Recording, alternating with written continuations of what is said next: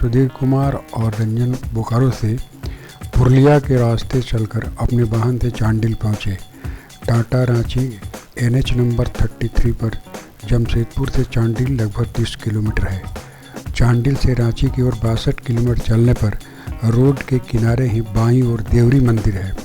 यह मान्यता है कि किसी भी यात्रा में जाने पर वहाँ के धार्मिक स्थलों की गरिमा को ध्यान में रखने से आगे की यात्रा शुभ होती है।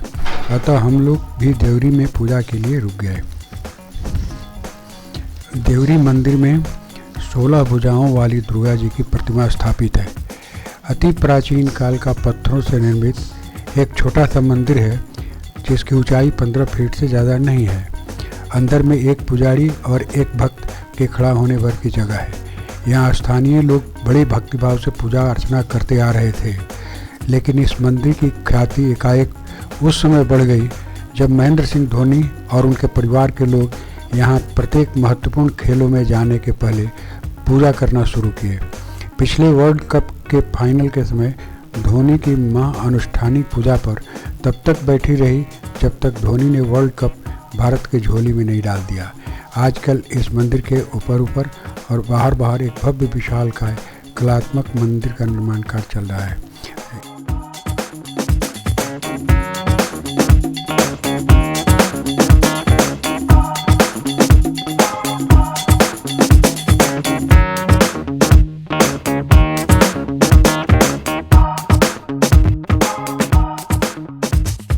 देवरी से रांची की ओर चलने पर 2 किलोमीटर पर बुंडू आता है। बुंडू से एक खूंटी के लिए भी रोड निकला है जिससे भी दसम फॉल जाया जा सकता है, लेकिन बुंडू से 29 किलोमीटर आगे चलने पर तैमारा मोड़ आता है, जहाँ से बाएं ओर एक रोड निकला है जो दसम फॉल होते हुए खूंटी चला जाता है। तैमारा मोड़ से दसम फॉल तक रोड बन गया है जो काफ़ी घुमावदार है। तैमारा मोड़ से दसम फॉल 12 किलोमीटर दूर है। दसम में एक चाय की दुकान के सिवा और कुछ नहीं है। दसम फॉल कांची नदी पर स्थित है। जब यह नदी 150 फीट की ऊंचाई से गिरती है तो बड़ा ही मनोहारी दृश्य उत्पन्न होता है। पत्थरों में काई लगने से फिसलन के कारण खतरों का भय बना रहता है। यहाँ अक्सर जानलेवा दुर्घटना हो जाया करती है, इसीलिए नहाना या पानी में उतरना मना है। लेकिन यहाँ जंगलों की हरियाली और पत्थरों पर पानी का उछलना मानव मन को आकर्षित करता है। शहरों के धूल धुएं शोरगुल इंसान के दिमाग में दहशत पैदा करते हैं। आजकल के सो कॉल्ड उन्नत जीवन में इकोनॉमिकल, सोशल और पॉलिटिकल का इतना अधिक उतार चढ़ाव है कि मनुष्य का कोमल हृदय इसमें पिस जाता है। भौतिकता से उबकर नैसर्गिक आनंद के लिए मनुष्य इस प्रकृति के गोद में कुछ क्षण के लिए गुजारना चाहता है। यहाँ की स्वच्छ हवाओं में, कुदरत की शान में और खूबसूरती में अपनी मनोवांछित मोहब्बत की तलाश करता है।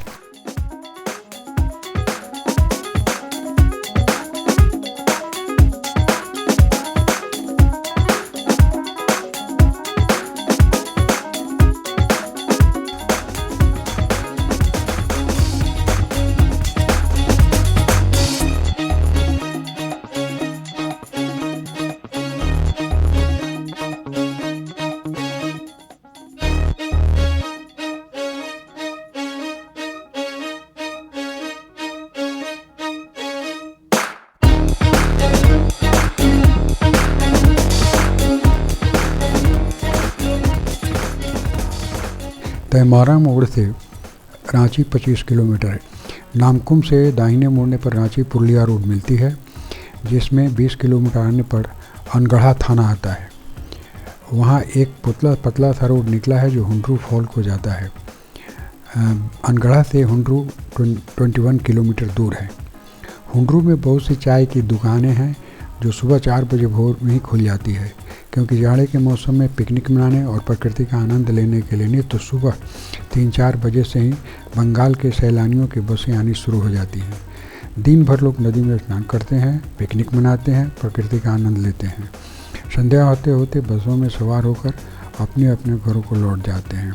संध्या 7-8 बजते यहाँ की दुकानें बंद जाती है। हुंड्रू फॉल में नीचे उतरने के लिए 550 सीढ़ियाँ हैं। फिर ये सीढ़ियाँ सभी झारखंड गवर्नमेंट ने अभी कुछ क्षेत्र में पहले बनाई है।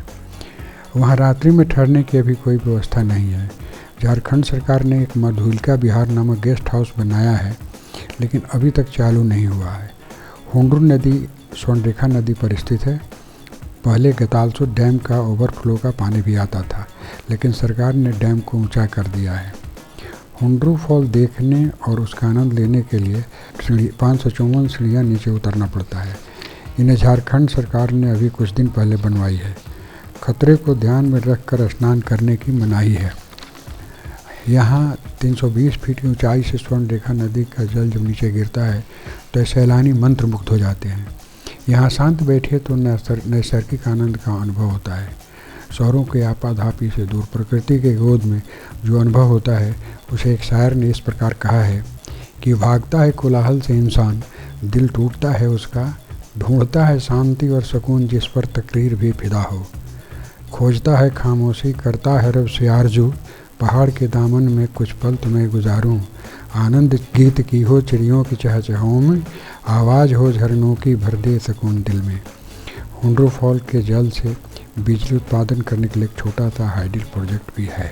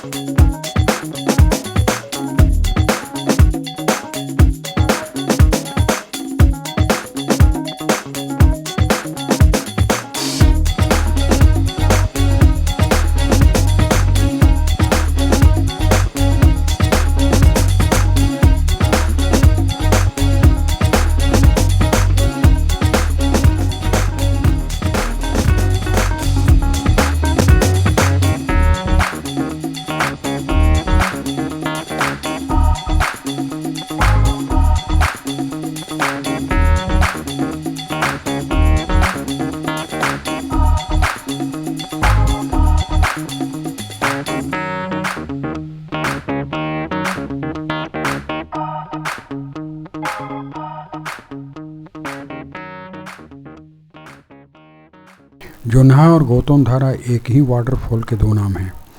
इस वाटरफॉल के पास एक 8-10 घरों का गांव है जिसका नाम पहले जेलांगसिंग था, लेकिन आज इस गांव के न्यू जनरेशन के लोग इस नाम को भूल गए हैं। अपर बाज़ार रांची के बिरला गद्दी के सेठों के यहाँ ज़मींदारी थी। उन्हीं लोगों ने अपने ज़मींदारी की पहाड़ी पर दी, तभी से लोग इस गांव धारा जानते हैं। इस मंदिर के पहले पुजारी इसी गांव के शिबू महते थे। 100 साल की उम्र पार कर अभी 5-6 साल पूर्व वे इस संसार से चल बसे। उनके 8 पुत्र हैं जो अलग अलग होकर 8-10 घरों का गांव बसा लिए हैं। सबसे बड़ा भाई लखन महतो ही आजकल मंदिर का पूजा पाठ तथा देखरेख करते हैं। झारखंड सरकार ने एक गेस्ट हाउस तथा सैलानियों के लिए कुछ सेट बनवा दिए हैं, जिसका देखरेख लखन महतो के भाई और भतीजा करते हैं। नवंबर से फरवरी तक हर रोज़ सैलानियों की भीड़ रहती है।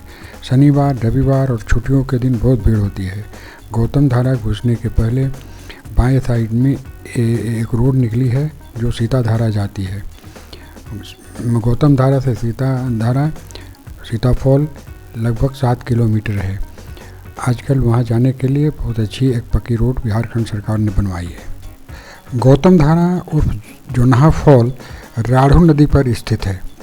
130 फीट की ऊंचाई से गिरते का दृश्य बड़ा ही मनोहारी लगता है। फाल में उतरने के 2 रास्ते हैं। पुराने रास्ते में 450 सीढ़ियाँ हैं, जबकि नए रास्ते में 550 सीढ़ियाँ हैं, जिसे झारखंड सरकार ने अभी अभी बनवाई है। चाय और स्नैक्स की कुछ दुकानें खुल जाती हैं। गेस्ट हाउस के पास एक होटल में वेज और नॉन वेज के 2 तरह के भोजन आप ऑर्डर दे करके बनवा सकते हैं। आजकल शहरों के आपाधापी शोरगुल, धूल धुएँ और दहशत भरी ज़िंदगी से उबकर प्रकृति के गोद में कुछ क्षण बिताना चाहते हैं। मनुष्य भी जब प्रकृति से छेड़छाड़ न करे, उसको नष्ट करने की कोशिश न करे, तो हमेशा जीवनी ऊर्जा देते रहेंगे। भारत के इन पवित्र कानूनों में शस्य श्यामला उर्वर खेतों में नीलाभ गगन की छाँव में आकाश छूते पर्वतों के तले, बहुत सलीला नदियों के तीर पर किसका मन नहीं मोहित होगा। झरनों के अविरल गति से गिरते हुए जल को देखकर याद आता है वह शेर, नहीं मालूम ये दुनिया अदाए नाज है किसकी, गुजरे हैं हज़ारों साल फिर भी वही रौनक है महफिल की। प्रकृति के साथ छेड़छाड़ न की जाए, विकास के नाम पर वनों की अंधाधुंध कटाई न की जाए, तो इन कुदरत के मज़े हरगिज़ कम न होंगे। चर्चे यहीं रहेंगे, अफसोस सब दिन हम न होंगे।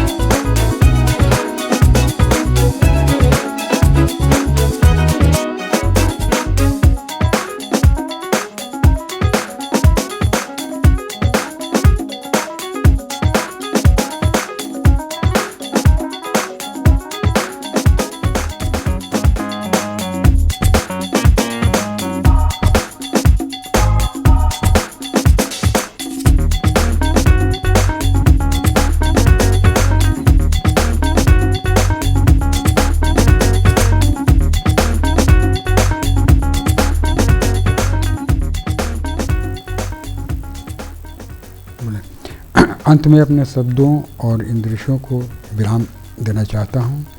हे धरती, तुम ही स्वर्ग हो, तुम हो आत्मरूप भवधान, सभी प्राणियों की जीवन शक्ति हो, हम करते हैं तुझे प्रणाम।